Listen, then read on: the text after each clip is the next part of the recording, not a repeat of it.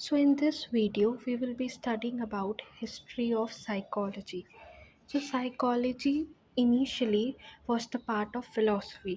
पहले philosophy ही as a subject चला आ रहा था और उसके बाद philosophy में से ही psychology का जन्म हुआ. We can say that kind of.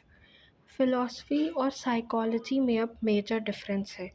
Philosophy is the study of fundamental nature of knowledge, reality and existence. और साइकोलॉजी जो होता है वो साइंटिफिक स्टडी होती है. अगर दोनों में डिफरेंस की बात करें तो सबसे पहला डिफरेंस दोनों के सिंबल्स का. फ़िलॉसफ़ी के सिंबल को फाई पढ़ते हैं और साइकोलॉजी का जो सिंबल होता है वो साई होता है. फ़िलॉसफ़ी में हम बहुत ज़्यादा आध्यात्मिक ज्ञान की बातें करते हैं कि सच क्या है, जीवन क्या है, आत्मा, परमात्मा, like things related to god, what is truth और existence of earth, existence of humans and universe. ये सारी बातें फ़िलॉसफी में होती हैं. और साइकोलॉजी में हम ये देखते हैं कि हमारा दिमाग जो है वो काम कैसे करता है.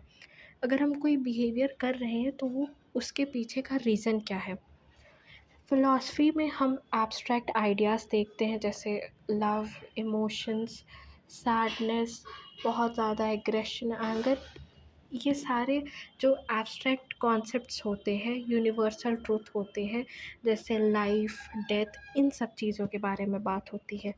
और साइकोलॉजी में behaviour is the key component here कि कोई भी इंसान इसी तरीके से क्यों सोचता है या वही सर्टेन काम वो क्यों कर रहा होता है. वो कोई इमोशन एक्सपीरियंस कर रहा है तो वो क्यों कर रहा है.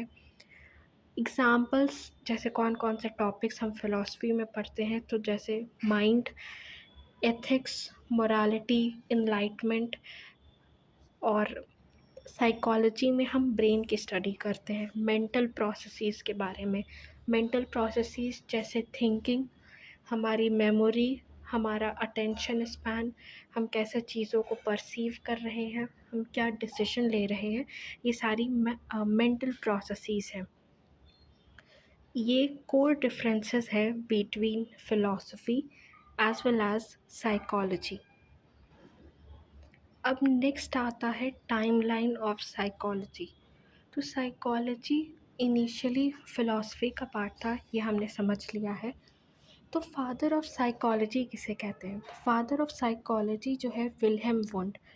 साइकोलॉजी एक अलग सब्जेक्ट बना या एक साइंटिफिक स्टडी बनी जब विल्हेम वुंड ने 1879 में पहली लैबोरेटरी इस्टेब्लिश की थी for the study of psychology in the Leipzig university in Germany. उससे भी पहले कई सारे फ़िलासफ़र्स जो माइंड और बॉडी से रिलेटेड चीज़ों के बारे में डिस्कस करते थे या अपने थॉट्स रखते थे. उसमें से सबसे पुराने हैं हिपोक्रेट्स. हिपोक्रेट्स ने 4 ह्यूमर्स के बारे में बात की हुई है. 4 ह्यूमर्स बेसिकली वो फ्लूइड कंपोनेंट्स हैं हमारी बॉडी के जो हमारे बिहेवियर को डिसाइड करते हैं. उसके बाद है एरिस्टोटल. तो एरिस्टोटल भी एक फ़िलासफ़र थे जो माइंड और बॉडी के बीच में रिलेशन बिल्ड करने की कोशिश करते थे बाय सेइंग दैट कि हम जो भी बिहेवियर करते हैं या हमारा जो भी रिएक्शन होता है वो सारी चीज़ें नर्चर्ड होती हैं. वो सब हम अपने एनवायरनमेंट से, अपने फैमिली से, अपने सोसाइटी से सीखते हैं. उसके बाद है 1690 में जॉन लॉक ने कॉन्सेप्ट दिया था टैब्यूला रासा का, जिसमें उन्होंने माइंड को एक ब्लैंक शीट या एक वाइट पेज बताया था. यानी हम अपने माइंड को अपने हिसाब से फिल कर सकते हैं या दूसरों के थॉट्स से इन्फ्लुएंस होकर उसका डेवलपमेंट कर सकते हैं. And then come the year of 1879 जहाँ पे पहली लैबोरेटरी इस्टेब्लिश हुई थी लिप्सिक यूनिवर्सिटी जर्मनी में साइकोलॉजी के लिए. और तब जा कर के साइकोलॉजी जो है वो एक साइंटिफिक स्टडी बनी by the contribution of Wilhelm Wundt. Then comes the contribution of William James in the. उसके बाद आते हैं विलियम जेम्स जिन्होंने फंक्शनलिज्म का कॉन्सेप्ट दिया था और साइकोलॉजी की डेवलपमेंट को आगे बढ़ाया था. फिर बहुत बड़ा मेजर कंट्रीब्यूशन है सिगमंड फ्रॉइड का, जिनकी स्कूल ऑफ साइकोलॉजी का नाम है साइको एनालिसिस। फिर है इवान पावलव की क्लासिकल कंडीशनिंग। और फिर उसके बाद ये टाइमलाइन आगे बढ़ती जाती है और कई सारे मेजर साइकोलॉजिस्ट होते हैं जो अपनी अपनी थ्योरीज देते हैं for reading the human behaviour, human brain. और ये सारी चीज़ें इस तरीके से इवॉल्व होती जाती हैं।